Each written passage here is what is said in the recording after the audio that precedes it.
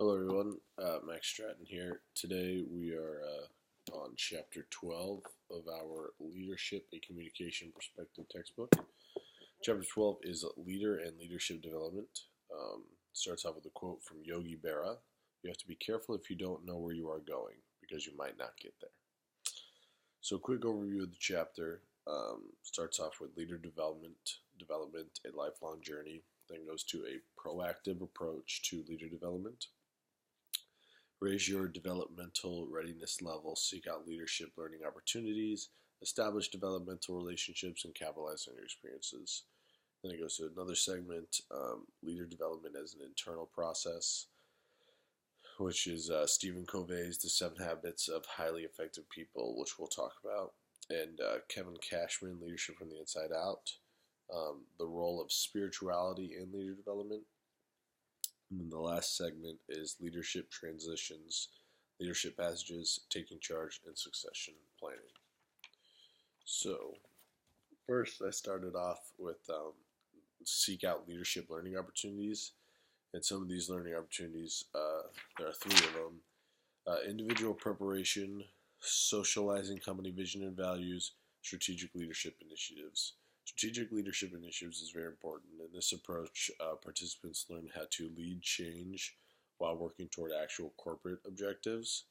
So, leading change, you're very strategic on how you do it, and your initiatives are all different from the previous one. Socializing company vision and values, that's transmitting a group's culture, which is one of the most important responsibilities of organizational leaders.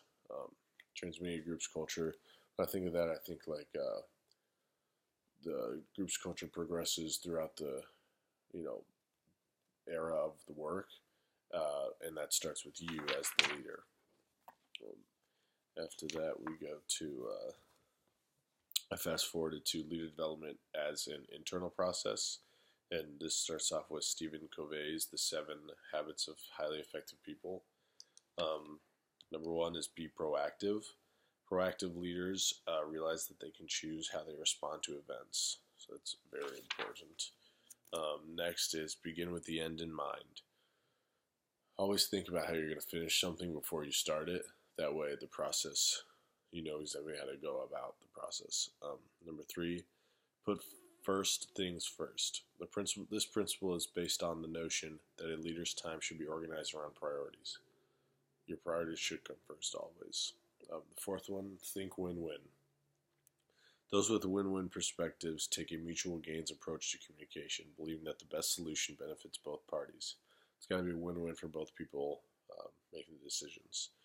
Habit number 5, seek first to understand, then to be understood.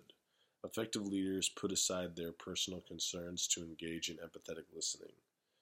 So, listen, that's the first thing, always use your ears before you speak, think before you speak, and then take in what the other person says to you so you can, then have them understand where you're coming from. Number 6, synergize. As we noted in our discussion of cultural differences in Chapter 10, synergy creates a solution that is greater than the sum of its parts. Number 7, sharpen the saw. Sharpening the saw refers to continual renewal of the physical, social, emotional, spiritual, and mental dimensions of the self. Sharpen the saw, sharpen your tools.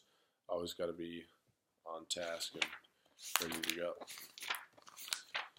So, lastly, there are a few chapter takeaways that I got from this. Leader development promotes individual growth, helping a person expand his/her capacity to be effective in a variety of formal and informal leadership roles. Individual growth is huge, especially when you're trying to get promoted, so that's very important. Leadership development promotes organizational growth, helping the group as a whole develop the leaders it needs to be successful. Developing leaders is the most important thing with their work. Build a network of mentors if possible. Consider who you are, what you can do, and who you know. Invest time and energy in making connections with mentors from a variety of backgrounds. Mentors are very important to have.